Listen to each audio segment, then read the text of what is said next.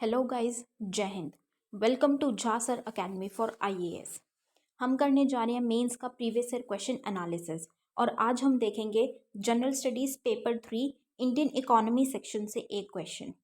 मैं उम्मीद करती हूँ गाइस आप लोगों ने इस क्वेश्चन को अटेम्प्ट किया होगा और एक बहुत अच्छा आंसर फ्रेम भी किया होगा।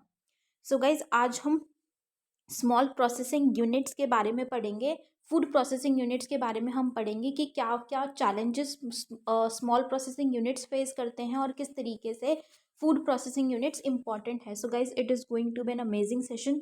बहुत ही इम्पॉर्टेंट और अच्छे पॉइंट्स आपको आज मिलने वाले हैं, तो प्लीज़ इनको अपने पास ज़रूर ज़रूर नोट करके रखेगा गाइज, क्योंकि ये पॉइंट्स आपको आगे जाके बहुत ज़्यादा हेल्प करते हैं। जब हम एग्ज़ाम लिखने बैठते तो एकदम से सभी पॉइंट्स क्लिक नहीं करते हमारे माइंड में, क्योंकि बहुत सारी चीज़ें होती हैं और उतना टाइम भी नहीं होता कि हम वहाँ पे सोचें।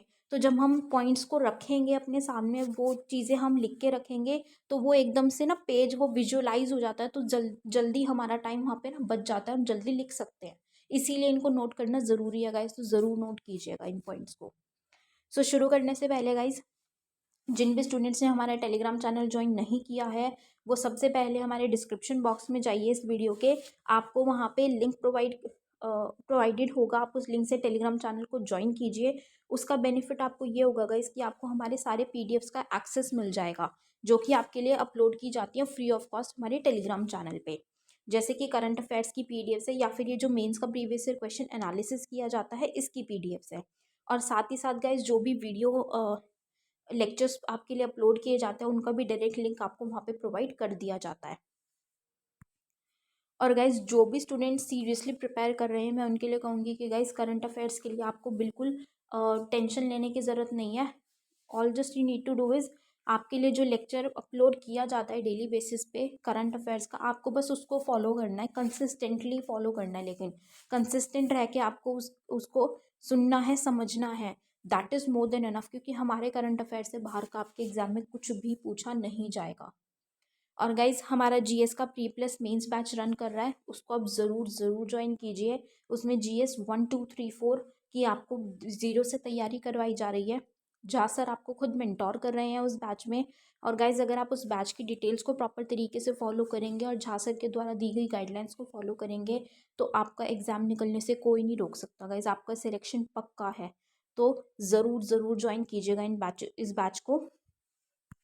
और हमारा मेंस का भी आंसर राइटिंग बैच रन कर रहा है, आप उसको भी ज्वाइन कर सकते हैं। उसमें 500 प्लस क्वेश्चंस के आपको प्रैक्टिस करवाई जा रही है। हमारी एक्सपर्ट फैकल्टी हैं, वो आपके आंसर कॉपीज़ को चेक करते हैं और इम्प्रूव करने में हेल्प करते हैं।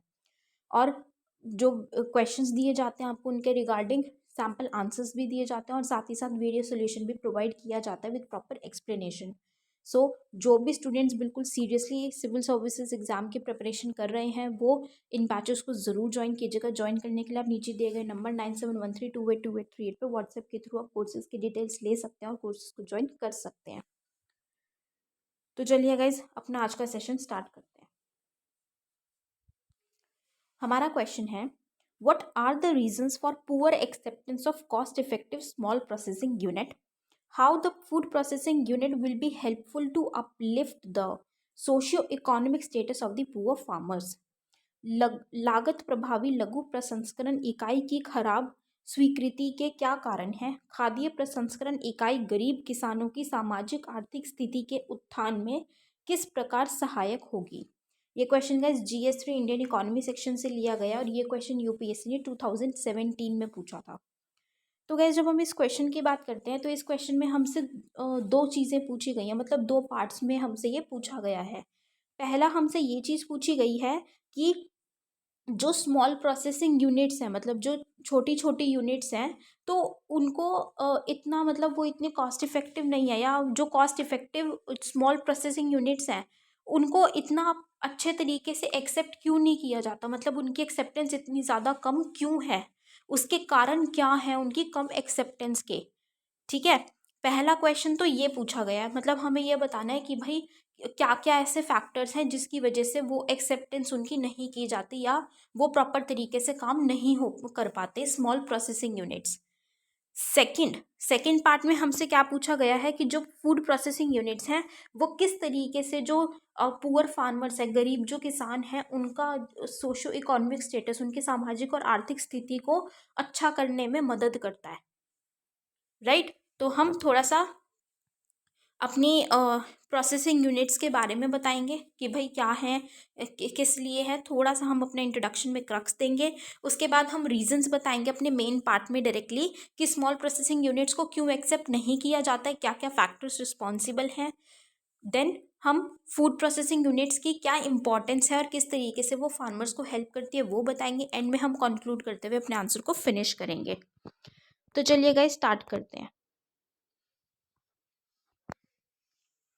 India, being an agricultural country, offers ideal conditions for development of emerging food processing industry। कि इंडिया क्या है, एक एग्रीकल्चरल कंट्री है India.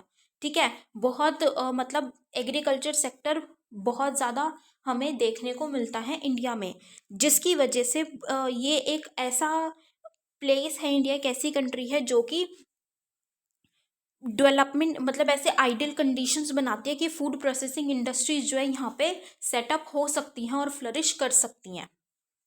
Easy availability of raw materials, changing lifestyles in urban and rural areas, and favorable fiscal policies are giving a push to this sunrise sector। अब कुछ ऐसे reasons हैं जिससे कि ये सेक्टर और ज़्यादा अट्रैक्ट हो रहा है यहाँ पे और ग्रो कर रहा है। जैसे कि रॉ मटेरियल्स बहुत इजीली अवेलेबल हो जाते हैं फूड प्रोसेसिंग यूनिट्स को। ठीक है, जो लाइफस्टाइल्स हैं वो लाइफस्टाइल्स चेंज हो रहे हैं, तो ज़्यादा इस तरीके के प्रोडक्ट्स की ज़रूरत पड़ रही है, जिससे कि ये इनका जो ये ज़्यादा मार्केट कैप्चर कर पा रहे हैं। और फेवरेबल जो फिस्कल पॉलिसीज़ हैं वो भी अच्छी हैं, जैसे कि इनको इंसेंटिव्स वगैरह भी अच्छे प्रोवाइड किए जाते हैं इंडस्ट्री सेटअप करने के लिए। तो इसीलिए ये ज़्यादा आज के टाइम पे ग्रो भी कर पा रही हैं और ग्रो हो रही हैं, सेटअप हो रही हैं। राइट, लेकिन कुछ जो स्मॉल प्रोसेसिंग यूनिट्स होती हैं वो प्रॉपर तरीके से काम नहीं कर पा रही हैं, क्योंकि वो कुछ चैलेंजेस है जो वो फेस करते हैं, कुछ चुनौतियों का उनको सामना करना पड़ता है। अब वो चुनौतियां क्या हैं हम उसके बारे में देखेंगे। फर्स्ट इज इंफ्रास्ट्रक्चर, बुनियादी ढांचा। Small processing units can not invest heavily in structural support such as grading, packaging, cold storage, warehousing, logistics, supply chains, etc. They rely on the common facilities in these activities। अब क्या चीज़ है कि जो small processing units होती हैं, क्योंकि क्या है, नाम से ही पता चल रहा है स्मॉल है, मतलब कि जो स्मॉल होती है उनके पास इतना ज़्यादा पैसा नहीं होता इन्वेस्ट करने के लिए, उनके फाइनेंशियल इतना ज़्यादा अच्छा नहीं होता, अमाउंट उनके पास इतना ज़्यादा नहीं होता, जिसकी वजह से जो ये इंफ्रास्ट्रक्चरल सपोर्ट की उनको ज़रूरत होती है, जैसे कि कोल्ड चेन स्टोरेज है या वेयर हाउसिंग है, सप्लाई चेन्स है, इस तरीके का इंफ्रास्ट्रक्चर वो सेटअप नहीं कर पाते फंड कम होने की वजह से। तो उनको जो कॉमन फैसिलिटीज़ हैं उन्हीं के ऊपर निर्भर रहना पड़ता है, और जब वो निर्भर रहते डिपेंड होते हैं इन चीज़ों के लिए, तो क्या है उनका काम प्रॉपर तरीके से चल ही नहीं पाता। तो ये एक बहुत बड़ा चैलेंज देखने को मिलता है उनके लिए, क्योंकि उनके पास प्रॉपर इंफ्रास्ट्रक्चर ही नहीं है काम करने के लिए। Next is man power, Janshakti. Skills shortage is hampering the competitiveness of this sector. There are few institutes which provide adequate training to the labor force in this sector। अब क्या चीज़ है, जैसे कि हम इंडिया की बात करते हैं तो इंडिया में मैक्सिमम जो पॉपुलेशन हमारी देखने को मिलती है वो अनस्किल्ड है। राइट, तो वो जो अनस्किल्ड पॉपुलेशन है, तो जो मैन पावर है, वर्कफोर्स है, वो अनस्किल्ड है। लेकिन इस इंडस्ट्री में प्रोसेसिंग यूनिट्स में हमें क्या चाहिए, स्किल्स चाहिए, प्रॉपर स्किल्स होनी ज़रूरी हैं, जिससे कि काम प्रॉपर तरीके से हो सके। तो ये प्रॉपर स्किल्स ना होना, प्रॉपर स्किल्स की शॉर्टेज होने की वजह से ये सेक्टर प्रॉपर तरीके से काम नहीं कर पाता। क्यों? क्योंकि अब क्या है कि जो अच्छी इंडस्ट्रीज हैं जिनके पास इन्वेस्टमेंट है, पैसा है, वो क्या करेंगे, वो तो इंफ्रास्ट्रक्चर में भी डाल देंगे और वो ट्रेनिंग में भी इन्वेस्ट करेंगे कि भाई हम लोगों को ट्रेन करें काम करने के लिए, उनको स्किल्स प्रोवाइड करने के लिए। लेकिन क्योंकि जो स्मॉल प्रोसेसिंग यूनिट्स हैं उनके पास खुद ही अपना इंफ्रास्ट्रक्चर बनाने का ही फंड नहीं है, उनके पास प्रॉब्लम तो यही है कि उनके पास पैसा नहीं है, उनके पास फंड नहीं है।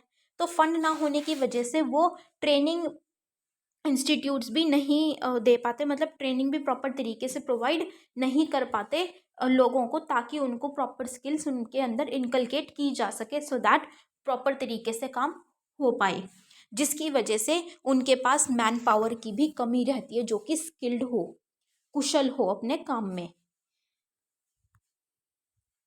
Next is seasonality and perishability, मौसमी और खराब होने की क्षमता। Most of the agricultural products, such as foods, fruits, vegetable, fisheries, etc., are highly perishable and thus increase the vulnerability of the entrepreneurs to wastage of commodities. The supply of raw materials is also seasonal in nature.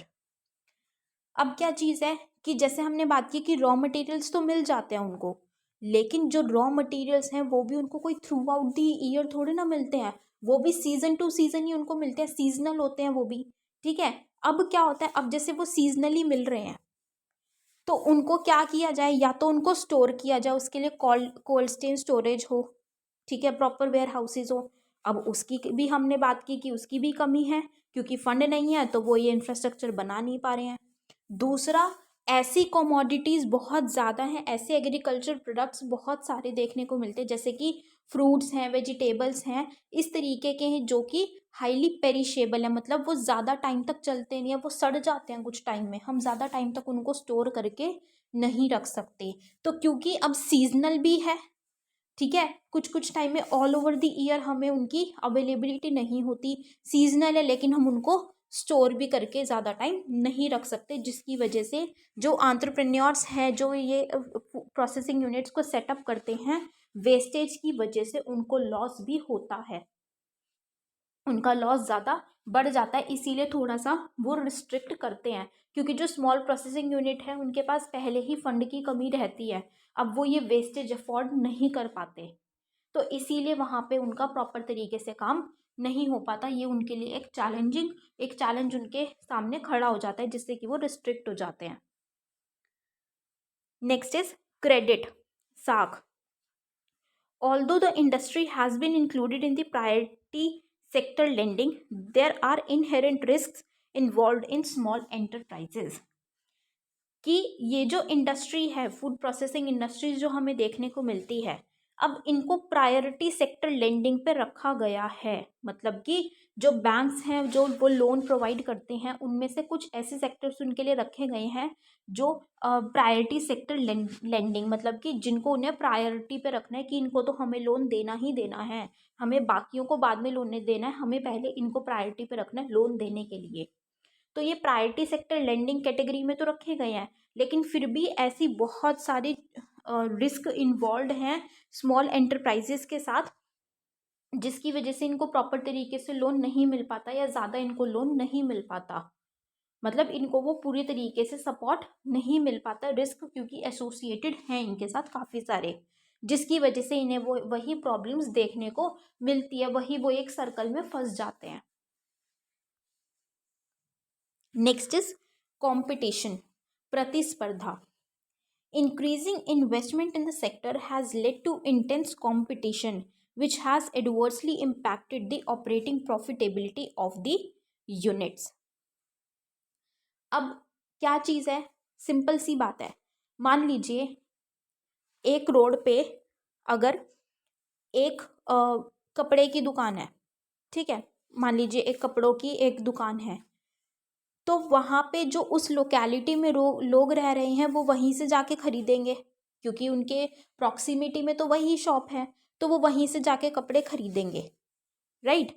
अब क्या है कि जब वो उसी, क्योंकि वहाँ पे दिख रहा है कि उस प्रॉक्सिमिटी में वही शॉप है, तो वो जो शॉपकीपर है वो थोड़ा सा प्राइस हाई भी चार्ज कर सकता है, क्योंकि उसको पता है कि लोगों को तो मुझसे ही खरीदना है, कि भाई ये लोग मेरे से ही खरीदेंगे, नहीं तो इनको बहुत दूर जाना पड़ेगा। बट अगर वहाँ पे उसी मान लीजिए कुछ टाइम में वहाँ पे अगर एक शॉप और ओपन हो जाए कपड़ों की ही, तो क्या होगा, कंपटीशन बढ़ जाएगा। अब लोगों के पास, लोग ज़रूरी नहीं है उसी शॉप पे जाएंगे, अगर लोगों को जो दूसरे वाली शॉप पे अच्छा मतलब कम प्राइस में मिल जाएगा सामान, तो वो क्या करेंगे, वो दूसरी शॉप से परचेज करेंगे। तो क्या हो गया, कंपटीशन हो जाएगा। तो जो पहली शॉप पहले से एस्टैब्लिश्ड है वहाँ पे, उसको अपने प्राइजेस थोड़े से कम करने पड़ेंगे कस्टमर्स को अपने पास अट्रैक्ट करने के लिए, दोबारा से अपने पुराने कस्टमर्स को अपने पास ही लेके आने के लिए उसको प्राइजेस कम करने पड़ेंगे। अब प्राइजेस कम करने पड़ेंगे कंपटीशन की वजह से, तो उसका क्या होगा, जो प्रॉफिट वो कमा रहा था पहले, वो प्रॉफिट में भी तो कमी आएगी पहले के मुकाबले। तो वही चीज़ हमें यहाँ पे देखने को मिलती है कि इस सेक्टर में इन्वेस्टमेंट जो है बढ़ती जा रही है, लोग ज़्यादा से ज़्यादा इसकी तरफ अट्रैक्ट हो रहे हैं, तो ज़्यादा ऐसी इंडस्ट्रीज सेटअप हो रही हैं, इन्वेस्टमेंट इसमें बढ़ती जा रही है, जिसकी वजह से कंपटीशन भी बढ़ रहा है इस सेक्टर में। तो कंपटीशन बढ़ने की वजह से क्या हो रहा है, जो ऑपरेटिंग प्रॉफिट है इन यूनिट्स का, वो भी इम्पैक्ट हो रहा है, उस पर भी प्रभाव पड़ता हुआ दिख रहा है। तो एक कंपटीशन ये फेस कर रहे हैं जिससे इनको कम प्रॉफिट होता है। नेक्स्ट इज टेक्नोलॉजी, प्रौद्योगिकी। Value addition is the key factor in the food processing, but India still lacks the universalisation of robust technology in this sector. कि जो फूड प्रोसेसिंग यूनिट्स हैं, इनका बेसिकली काम क्या होता है कि ये वैल्यू एडिशन करते हैं। वैल्यू एडिशन कैसे, जैसे कि मान लीजिए जैसे टोमेटोज़ हैं, तो टोमेटोज़ का क्या बना दिया, टोमेटो सॉस बना दिया, तो वैल्यू वैल्यू ऐड कर दी ना। अब टमाटर तो क्या था, वो तो सड़ जाता, लेकिन उसको टोमेटो सॉस बना दिया, एक और प्रोडक्ट बना दिया, ठीक है, जो कि लोगों के लिए यूजफुल है, और उसकी मतलब लाइफ भी इंक्रीज हो गई, वो खराब भी नहीं होगी, लाइफ भी इंक्रीज हो गई। तो इस तरीके से वो वैल्यू ऐड तो करता है, लेकिन उसके लिए जो टेक्नोलॉजी की ज़रूरत है, वो टेक्नोलॉजी अभी भी इंडिया में सभी के पास अवेलेबल नहीं है, मतलब यूनिवर्सलाइजेशन नहीं हो पाया है, सभी के पास ये टेक्नोलॉजी अवेलेबल नहीं है प्रॉपर तरीके से काम करने के लिए। तो गाइज ये हमने क्या देखे कि स्मॉल प्रोसेसिंग यूनिट्स का क्या क्या चैलेंजेस फेस करते हैं, जिसकी वजह से ये प्रॉपर तरीके से काम नहीं कर पा रहे या फ्लरिश नहीं कर पा रहे हैं। अब हम देखेंगे अपने क्वेश्चन का सेकंड पार्ट, मतलब कि फूड प्रोसेसिंग किस तरीके से जो गरीब किसान है, पुअर फार्मर्स, उनका एक सोशो इकोनॉमिक स्टेटस इंप्रूव करने में हेल्प करती है। First is, by providing a vital link between the agriculture and manufacturing sectors, it reduces the wastage of agricultural raw materials and increases the shelf life of food products. This helps farmers to sell more in the long run. वही चीज़ है, ये क्या करते हैं, ये कैसा link create करते हैं, वो कहते हैं ना लिंकिंग पिन, मिडल मैन बोल देते हैं ना। तो एक तरीके से वो मिडल मैन की तरह काम करते हैं एग्रीकल्चर और मैन्युफैक्चरर्स के लिए। किस कैसे, जैसे कि अभी मैंने टमाटर का एग्जाम्पल दिया था कि जो फार्मर्स हैं, अब टमाटर कुछ टाइम में सड़ जाएगा, तो फार्मर से ये टमाटर परचेज कर लेते हैं, उससे जो फार्मर्स का अगर वेस्टेज होता, वो टमाटर सड़ के खराब जाते, तो मार्केट में अगर वो नहीं बिकते जा रहे, तो फार्मर को वेस्टेज था, फार्मर का वो वेस्टेज बच गया। फूड प्रोसेसिंग यूनिट क्या करती है, उसका टोमेटो सॉस बना दिया और उसको फिर किसको दे दिया, मैन्युफैक्चरर्स को, या जो आउटलेट्स होते हैं वहाँ पे उन्होंने उन सेक्टर्स में उसको दे दिया। तो क्या हुआ कि उसका वैल्यू एडिशन हो गया, ठीक है, जो एग्रीकल्चर प्रोडक्शन का वेस्टेज था वो भी नहीं हुआ, उसकी लाइफ भी इंक्रीज होगी, क्योंकि टमाटो सॉस ज़्यादा चल पाएगा, पेरिशेबिलिटी उसकी ज़्यादा है टमाटर से, ठीक है, रॉ टोमेटो से। और इस तरीके से जो फार्मर्स हैं उनकी भी क्या होगी, इनकम इंक्रीज हो जाएगी, क्योंकि उनका वेस्टेज कम हो जाएगा, right. Next is, it links farmers to the agricultural market and provides them better income, especially for horticulture products. अब क्या है कि ये एक तरीके से फार्मर को और एग्रीकल्चर मार्केट से लिंक कर देता है, तो उनको ज़्यादा उनकी इनकम हो जाती है। जैसे कि अभी वही एग्जांपल है कि भाई उनका वेस्टेज नहीं होता।